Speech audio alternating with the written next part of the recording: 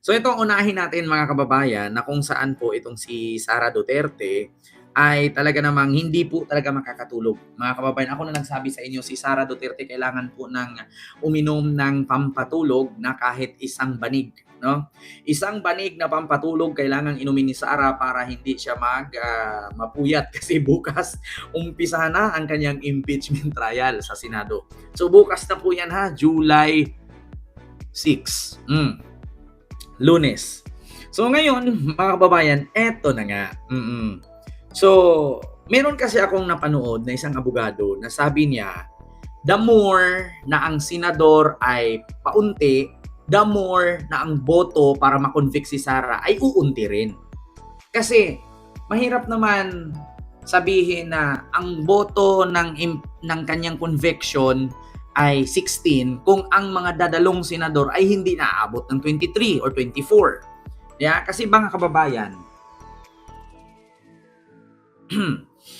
kung ang mga senador na kumpleto sila, walang nagtatago, walang nakulong, walang makukulong pa lang, kung kumpleto sila, 16 po ang kailangan na boto para makonvict si Sara. Di ba? Pero, kung sakali na hindi na 24 ang senador, ay pababa ng pababa, so mahuhulog 14 na lang ang boto para makonvict si Sara. Nako, patay ka diya. Sir Jessel po, no? Hello po. Ito ang kinakatakutan ngayon, mga kababayan, ng mga DDS. No? Ewan ko kung matatanggap nila ito. Ewan ko kung makakatulog pa sila ngayong gabing ito. Kasi sa totoo lang mga kababayan, hindi po talaga makakatulog. Maskin si Sara, hindi makakatulog yan. Sabi ko nga sa inyo magugulat tayo niyan. Baka magkaroon bigla ng sakit yan, magka-wheelchair, o di kaya baka tumakas na, o di kaya nagawa na ng underground yan, nagtatago sa loob para hindi mahuli. So ito po mga kababayan, ipapanood ko sa inyo ang isang balita ng GMA News na nagsabi, ito mga kababayan wait lang. Na nagsabi mga kababayan na kung sakaling paunti ng paunti ang mga senador, no, at hindi paunti ng paunti at nakukulong, no, mauubos lahat mga kababayan, so nakukulong, paunti din ng paunti yung boto, instead of 16 magiging 14. Pakinggan natin ha. Ito, explain natin. May abogado din kasi akong napanood niyan mga kababayan. Nag-vlog din siya at pinaliwanag niya rin. Pakinggan natin. Dinadalhan na ng notice ng impeachment court si Vice President Sara Duterte para humarap sa paglilitis na sisimulan sa Lunes. Nagpasabi na rin ang impeachment court sa prosekusyon na handa na ang Senado sa paglilitis. At nakatutok si Sandra Aguinaldo. Para sa pagsisimula ng impeachment trial ni Vice President Sara Duterte sa Lunes, ipinadala ng impeachment court sa bise ang notice na ito na pirmado ni Senate President at Presiding Officer Sherwin Gatchalian. Ipinagbibigay alam sa kanya na ang kanyang paglilitis ay magsisimula sa July 6 ng alas 2 ng hapon. Sinasabihan din si Duterte na humarap sa korte pero pwede rin magpadala na lang siya ng abogado. Nagpadala din ng notice ang impeachment court sa House of Representatives para formal na ipaalam na handa na ang Senado sa impeachment trial. Nakahanda na rin ang session hall ng Senado kung saan gagawin ang paglilitis. So bukas na po yan mga kababayan. Fresh na fresh. Parang kakabunot lang sa farm. Yeah? Ma'am Jocelyn Flores, may galap shoutout kay Ma'am Paz Lopez. So, bukas na po yan. Inaudilo po. So, ewan ko kung si Sara ngayon ay natutulog pa, makakatulog pa, o hindi na. O baka nga hindi na yun matutulog, naglalaro na lang ng ML yan. Narito po ako ngayon sa session hall ng Senado at kung inyo po makikita ay iba na po yung layout dito. No? Yung mga upuan ng senador, imbis na nakaharap po doon sa watawat ng Pilipinas, ay nakaharap na po dito sa gawing likuran. At narito naman po yung upuan ng witness na may puting upuan. At meron hong mga upuan sa gawing kaliwa at kanan para naman po yan sa depensa at prosecution. Ayon po sa Senado ay handa na sila para sa impeachment trial ni Vice President Sara Duterte. Ayan, Ma'am Jocelyn Flores, ayan, may love shoutout Sir Jercel Puno and kay Ma'am Marilu Galievo. Ayan, so, yun nga mga kababayan, alam nyo, lahat po, halos buong Pilipinas po, bukas ay nakaabang. Di ko nga alam, baka hindi na yata magluto ng tanghalian ang mga Pilipino iba dito eh. Bukang, wala na. Halimbawa, nagaluto, hindi na alam, baka ang isabaw nila suka na ha. O, ito, paalala ha, sa mga Pilipinong manunood sa impeachment trial ni Sara bukas, pag nagsabaw kayo ng sinaing ha, tubig, hindi suka. Aasim yan. Magiging paksiw na sinaing yan. Kaya, sa totoo lang, mga kababayan, hindi na makakatulog mga DDS. Yan, Diyos ko, kung meron mang excited sa ating lahat, mas excited ang mga DDS. Oo, kasi hindi nila alam kung, naku, paano kaya nila, alam nyo, bukas, mga kababayan, alam nyo bukas, itong impeachment hearing na to, no, sa Senado ay live po ito. Walang edit-edit, walang entro-entro to Hindi ito nila pwedeng burahin, hindi rin to nila pwedeng i-edit. Bakit? Hindi naman silang may hawak nito. Lahat po ito sambayan ng Pilipinas, all media, social media outlet, and lahat, no, mga vloggers nandiyan po, mga kababayan. So, nako, continue. Nagpulong din ang mga senador na uupo bilang senator judges. 8 majority senators ang dumating. 2 naman mula sa minorya. Sina Senador Robin Padilla at Senadora Lauren Legarda. Matapos ang meeting, hindi na nagpaunlak ng panayamang karamihan. Baka bukas ha, mga kababayan, kung makalimot kayong kumain, Jollibee na lang ha. O makalimutan nyo magsaing. Hayaan nyo si Badoy, walang pambili ng Jollibee yun. Mga kababayan, kung makalimutan nyo magsaing bukas, mag-Jollibee na lang. Hayaan nyo si Badoy na hindi kumain ng Jollibee. Walang pambili yun. Matipid naman ang sagot ni Senador Erwin Tulfo. Basta ang pinag-usapan lang namin sa ulat ng impeachment. Binigyan kami ng mga documents para to follow yung sequencing. Ma'am Ashley Kate, ilo po. Sa ilalim ng saligang batas, kailangan ng 2/3 vote ng senator judges para makonvict ang isang sumasailalim sa impeachment trial. Sa bilang ngayong 24 na senador, kailangan ng 16 na boto para makonvict. Ibig sabihin, so sa 14 na senador o 24 ka senador, kailangan ng 16 na boto para makonvict si Sara. So, tanong ko lang ngayon, 14 na senador? 24. Sa 24 na senador, kailangan ng 16 na boto para makonvict si Sara at kailangan ng 8 naman sa boto para hindi si Sara makonvict. So, ganito yan Sa 24 ka senador, mga kababayan, 16 na boto para makonvict si Sara. 8 rin na boto para hindi makonvict si Sara. So ang tanong ngayon, 24 pa ba sila? 24 pa ba sila? Pagkakaalam ko, hindi na Bakit? Nakulong na si Jinggoy. Nagtago na si Bato. Makukulong pa si Marcoleta. Sana agagahan bukas. Uy, Sandigan ba yan? Maglabas kayo ng warrant, agahan nyo para hindi makasali si Marcoleta kailangan lang ang Oo, Ma'am Carmelita. Sa hatian ngayon sa Senado, 13 ang nasa mayorya at 11 ang nasa minorya. Batay sa bilang na yan, ang 2/3 nito ay 16 na boto. So, 13 ang majority, 11 ang minority. So, 23. Actually, si Angara kasi is hindi naman na siya kasi dyan part kasi nasa DepEd siya. So, 13 plus 11 equals 24. No? Wala na si Angara So, 24 sila. Ngayon, ang tanong mga kababayan, nagtatago si Bato. Nakulong si Jinggoy. So, yung 24 minus 2 equals 22. 24 minus 2 equals 22 na lang sila. So 22 sila, makukulong pa si Marcoleta. 21 na lang. Ilan ang kalahati? Ilan ang 2/3 sa 21? Nako, mga kababayan. Kasi kung 24 sila, 16 ang 2/3. No? 2/3 is 16 para ma-convict. Ilan ang 2/3 sa 21? Na. So kung 21 na lang sila, ilan ang 2/3 sa 21? 14. So 14 na boto, convict si Sara. Patay ka diya. Kaya kailangan lang ng 8 boto para ma-acquit ang bise.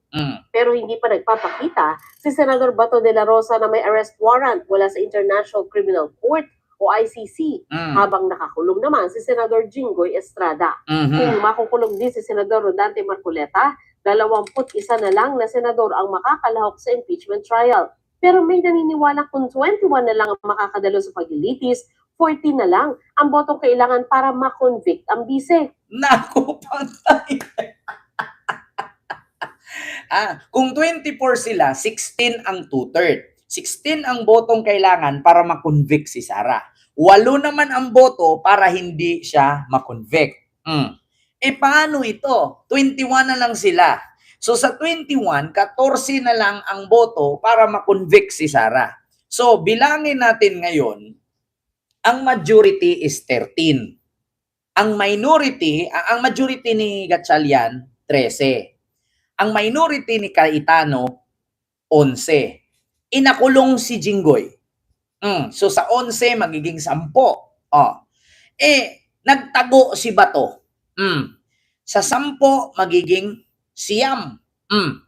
Makukulong pa si Marcoleta bukas. Sana aga-agahan ng Sandigan Bayan yung waran.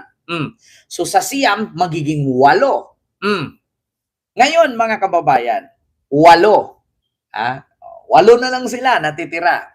Kasi makulong si Marcoleta, nakulong si Jinggoy, nagtago si Bato. Imposibleng present pa si Bato bukas. Mga kababayan, pag na-present si Bato bukas, makukulong na talaga siya. Hindi sisipot yan si Bato. Maniwala kayo sa akin, mga kababayan. Hindi sisipot yan si Bato. Kasi kung sisipot yan, makukulong yan. Hindi makakalabas yan. Wala, ewan ko kung magpapakita si Bato. Sana magpakita si Bato para maligtas si Sara. Ngayon, mga kababayan, 8 na lang ang natira kasi wala. Si Bato nagtatago, kulong si Jinggoy. Maliban na lang kung makulong si Marcoleta. Sana aga-agahan nga ng Sandigan Bayan ang paglabas ng waran. So 8 na lang sila. Sa 8 na yan kay Alan, duda ko dyan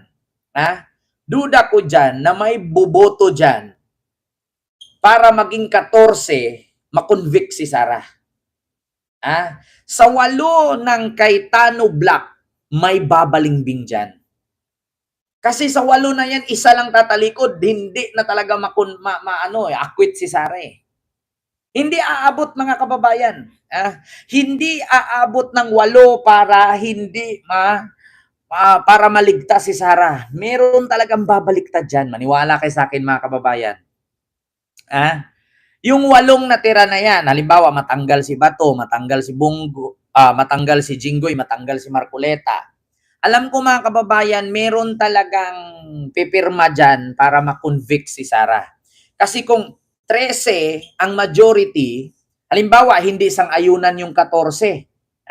Sabi ni Cabangus, sino nagsabi na 14? Abogado ka ba? Bakit? Abogado lang ba ang may karapatan magsabing 14? Paano mo sasabihin ngayon na 2/3? Ilan ba ang 2/3 sa 21? Wag tanga wag tanga. Una, 24 sila. Nakulong si Jinggoy, nagtago si Bato, tapos makulong si Marcoleta, 21 na lang sila. Ilan ang 2/3 sa 21? 14. Di ba? Ang hirap na, hindi naman kasi po pwedeng 2/3 sa 21 ay 16. Tanga-tanga lang ang maniniwala dun. Sino daw nagsabing 14? Abogado ba daw ako? Ilan ba ang 2/3 ng 21? Ilan ba ang 2/3 ng 21? Kailangan pa ba ng abogado yan? Hindi kailangan ng abogado yan. Cherry Ravalo, di-report mo, putang ina ka, manigas ang daliri mo dyan. Putang inyo, dami yung mga bobong DDS. Biruin nyo pagpilitan, hindi ako abogado. Pero ang tanong, ilan ang 2/3 ng 21? Kailangan ba ng abogado yan? Hindi ba kailangan ng calculator? Hindi abogado ang sagot dyan sa 2/3 ng 21. Calculator. Tanga. Mga tanga-tanga. Mga bobong DDS. 2/3 ng 21, 14. Hindi mo kailangan ng abogado dyan, tangina mo. Calculator ang kailangan mo. Bugok. Ang daming DDS na bugok. Bakit mo kailangan ng abogado? Ang tanong dito, ilan ang 2/3 sa 21? 14. Bakit ka magtawag ng abogado? Tangina mo. Bugok. Buti na lang at nabuhay mo ang pamilya mong bugok ang hayop ka. Tangina, sabi ko nga sa inyo mga DDS bago kayo sumugo dito sa live ko, magdala kayo ng utak eh. Bago kayo sumugod sa live, magdala kayo ng utak. Ang sabi ko, ilan ang 2/3 sa 21? 14. Tapos magtawag ka ng abogado. Abogado ba daw ako? Bakit ko nagsabing 14? Putang inang bugok, oh. Di ba? Abogado ba kailangan dyan? Sagot sa 2/3 ng 21? Lawyer? Putang ina, kabugukan. Alam nyo, minsan, isa na lang talaga ang masasabi ko. Kayo mga DDS, putang ina nyo, huwag kayo magpapakita sa akin. Kasi kung makita ko, pag tutusukin ko, bullpen yung mata nyo. Para pandinig na lang eh. Wala nang paningin. Kasi kahit may paningin kayo, bugok pa rin kayo eh. May mata kayo, pero di nyo nakikita. May tainga kayo, pero di nyo naririnig. Kaya dapat siyo tanggalan ng mata. Tangina nyo, painumin ko kay Sunrox eh. Ang bububo. Diba? Ano daw study? Not just vlogging. Alam mo, sa totoo lang kabangos, huwag mo kong turuan na mag-study. 2/3 ng 21, lawyer ang hanapin mo, putang ina mo, 14. 14. Bugok. Animal. Sino daw nagsabing 14? Abogado ba daw ako? Putang ina talaga. Continue. Kaya patuloy na mainit ang katanungan kung ano ang numerong pagbabatayan kapag bumoto na ang mga senator judges. 21 ba o 24? Sa ating saligang batas, very clear, no? 2/3 of all members. Of all. So, ang ating pananaw ay ang denominator ay 24. Okay. So 16 ang kakailanganin. Ito dominator is 24. So 16. 21 na nga lang. So ilan ba ang 2/3 ng 21? 14. Diba? Kung matupad man yan, bakit? Sasabihin nila ngayon, abogado ka ba? Aba, pag iyan inamindahan, 1-2 oras lang. Yun ngang resolusyon kay Digong pauwiin para i-house arrest. Nagawa nga nila sa 2 oras lang. Ito pa kaya? Kasi magkakagulo ito eh. Alam nyo, mauuwi ito sa amindahan. Maamindahan nila ito. Bakit? Kasi napaka-unfair naman na 16 ang kailangan mong boto para ma-convict. 21 lang kayong present. Sige nga, paano nyo ngayon sasabihin 24 kayo kung ang 2 nakulong, ang 1 nagtago? Diba? Mahirap naman sabihin, 21 tayong nandito, 16 ang kailangang boto. Magkakagulo po. Magkakagulo. Sa totoo lang. Magkakagulo. Magkakagulo sila niyan bukas, maniwala kayo sa akin. Ang mangyari dyan, magkakaroon sila ng forum niyan, tapos papasok na dyan ang Supreme Court. Supreme Court ang magdesisyon yan, maniwala kayo sa akin bukas. Kung sisipot si Bato at hindi makulong si Marcoleta, 16. Mga kababayan, kung sisipot si Bato at hindi makulong si Marcoleta, 16. Ang tanong, sisipot ba si Bato? Ilan ba ang 2/3 ng 21? Sabi nga dati ni Ping Lacson, pwede silang mag-trial kahit 13 lang. Diba? Ang tanong kasi 2/3 ng 21, 14. So kung 14 at sang-ayunan nila yan, makonvict si Sara sa 14 na boto. Ngayon, paano si Sara maligtas? Kung 8 na lang ang Alan Cayetano group, tas lilipat pa ang isa dyan, eto na nga eh. Sabi ko nga sa inyo mga kababayan, bukas, Magulo yan. Yung hearing na yan, hindi matatapos ng isang araw lang yan. Sabi ko sa inyo, mga kababayan, hindi makakatulog si Sara dyan. Niwala kayo sa akin. Magkakagulo sila dyan bukas. Magkakagulo yan. Maniwala kayo. Sana merong 8 pirma si Sara para hindi siya makonvict. Ang problema ngayon, aabot ba ng 8? O sige, mga DDS para hindi naman masyado masakit, kasi hindi kayo papayag na 14, o sige, ano na lang, baliktarin natin. Aabot ba ng 8 ang pipirma para hindi makonvict si Sara? Itabi natin yung 14 at 16 kasi masakit eh. Dito tayo sa kaya ba ng 8? Kaya ba ng 8 para hindi siya makonvict? Paano? Kasi masakit kasi pag sinabi nating 14 hindi matanggap ng mga DDS. Sige, dito tayo sa 8. Kaya ba ng 8 pirma para hindi makonvict si Sara? Paano aabot ng 8? Ito, dito tayo. Dito. Sige. Paano aabot ng 8? Ito po yan. Minority 8. Cayetano, Ligarda, Bongo, Pia. 2 Bilyar, Robin, Aimee. Itong 3, wala na to, panigurado eh. Panigurado eh. Panigurado, wala na yan. So, pag natanggal yung 3, so 8 nga sila. Sa 8 bang yan, loyal ba lahat yan? Yun ang tanong ngayon Kasi dito sa kabila, 13 na sila eh. 13 na sila. Isa na lang kulang, convict si Sara kung 14. Kung mag-16 naman, dito sa kabila, ang unang babaliktad dito yung 2 Bilyar. So may 13 na, 14, 15 na. Paano kung babaliktad pa si Ligarda? So 16 na, convict si Sara.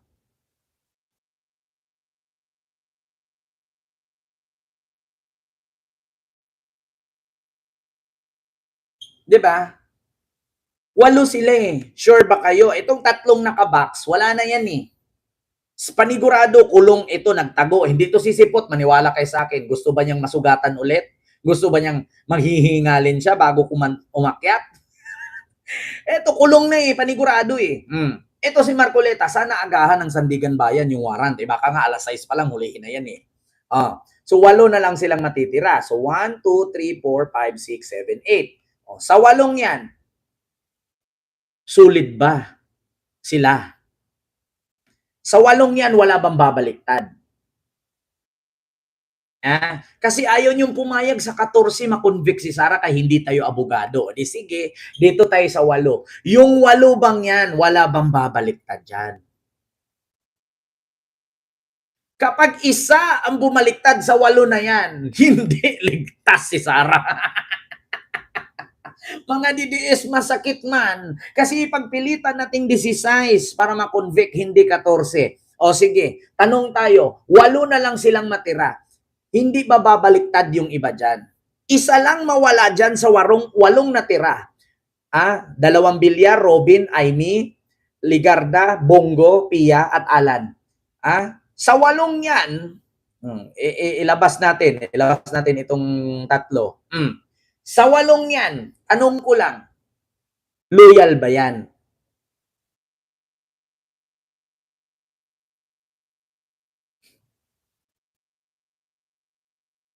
Loyal ba talaga silang 8? Baka naman si Bongo dyan babaliktad. Mga DDS, sabi ko nga sa inyo, magdasal kayo ng Ama namin at Timaya ka Maria na puno kang grasya eh. Ama namin, sana sumasalangit sila. Ay, hindi pala. Sana wag bumaliktad ang 8. Ama namin, sana wag bumaliktad ang isa. Pag bumaliktad ang isa, kulong si Sara. Ama namin, sana wag bumaliktad ang isa. Pag bumaliktad ang isa, hindi ligtas si Sara. Mga didis, walang matutulog. O yung mga DDS na mga matatanda dyan ha, matulog kayo, wag kayo umiyak. Ha? Bakit? Sa 8 ito, panigurado ipagdasal ninyo na walang tumumulibagbaw lang maging tambaluslos dito. Sana ito, hindi babaliktad. Sana itong dalawa, hindi aalis. Ama namin, sumasalangit ka. Sana sa 8 ito, walang bumaliktad para ligtas si Sara. Ayaw niyo sa 14 kay gusto niyo 16. Kahit naman hindi 14 yan, kahit hindi naman 16, ang tanong, kukuha ba si Sara ng 8 pirma? Paano kung isa dyan babaliktad, 7 na lang, ligtas ba siya? Bye-bye, Lustay. Mga kababayan, tanong ko lang, isa lang dyan ang bumaliktad, hindi na ligtas si Sara. O, tanginang yan. Iyak mga DDS. O asan na mga DDS? Kumusta na? Sige, tapusin na natin yan. Dito tayo, mga kababayan. Speaking, wala na si Marcoleta, makukulong na yun Si Bato nagtago, si Jinggoy nakulong, so 8 na lang, sa 8 yan. Naku, sino kaya ang tatalikod kay Sara? Boto ka, absuelto ka. Pag hindi ka bumoto, tuloy ang kaso mo. Mga DDS. Naipit ang mga DDS. Walang takas, mga DDS. Hindi ligtas si Sara. Sana sa 8, manigas yan. Hindi makaisip-isip na lipat nga ako. Bakit? Baka makasuhan pa ako. Baka madamay ako sa maleta. Alam nyo, yung mga mali-maleta na yan, kahit pa lahat pangalanan ninyo, hindi tatalab yan. Pero dito, pag bumoto ka ng yes, automatic may kaso ka.